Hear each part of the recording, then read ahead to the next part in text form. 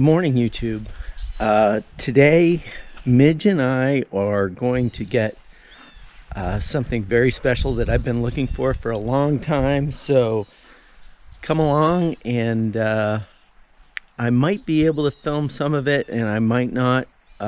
So anyways, when we get back, I'll fill you in what I got. So stay tuned.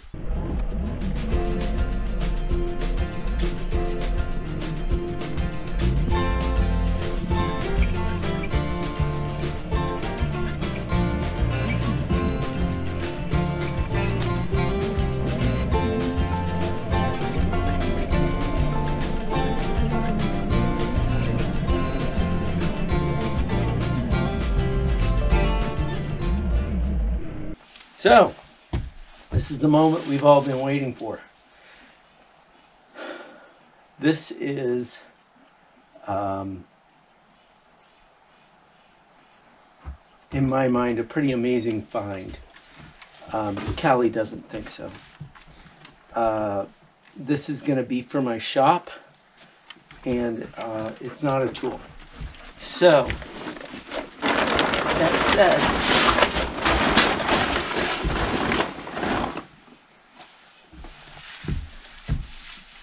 it is Vermont Iron Works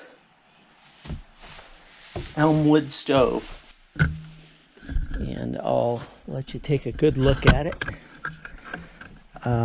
It's a barrel stove, but it's made out of not a barrel. It's all there steel. Some of the Elmwoods had nickel plated front on them in a pan.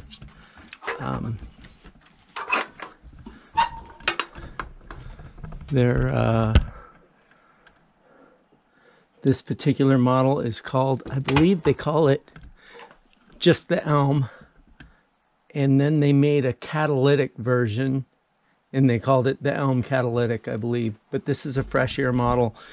It doesn't have a catalytic in it. It's got a plate on the top to cook on, but you know, unless the plate removes, it's not going to cook real well. And I always thought it was unusual that they have the imprint of the leaf up here, and I assume that's the elm leaf. So the guy that refurbished this used all stainless.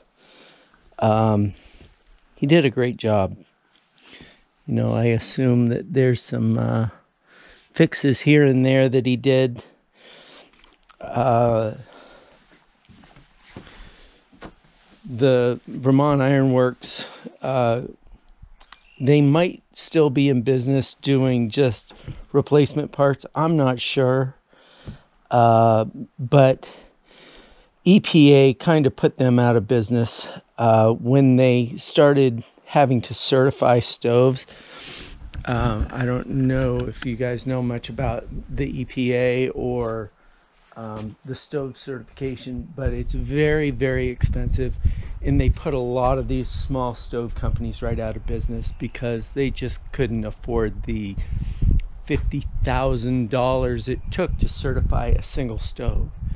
And if you wanted to certify more than one stove, if you had more than one stove in your lineup, it was another $50,000. So it really put these small businesses right out. I got an elbow. I've got 2 sections of pipe, which should be plenty to just do a test fire and get the paint. I'll make 2 trips. We want to get that paint cured on there. The young man that I bought this stove from was very adamant about it.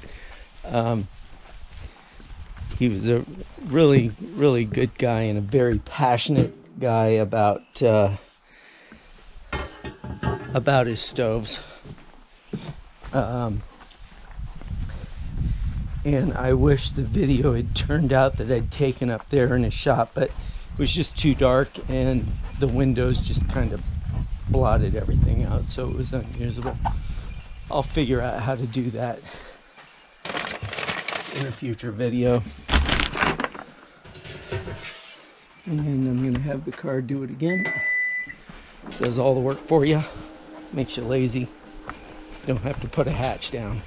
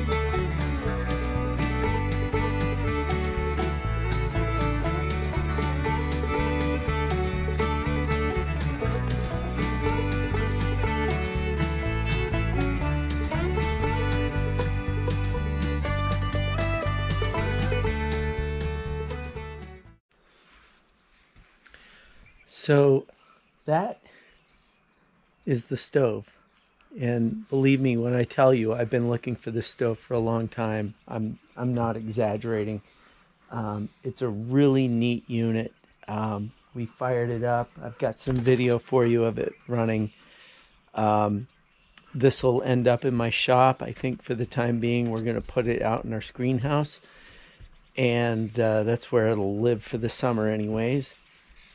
The young man that restored this runs a business doing just that, restoring old stoves, and I wish I had gotten the video of his shop, because he has some really unique stoves up there, and maybe later in the year I'll be able to get up there and do a really good video. Callie barking at her own reflection.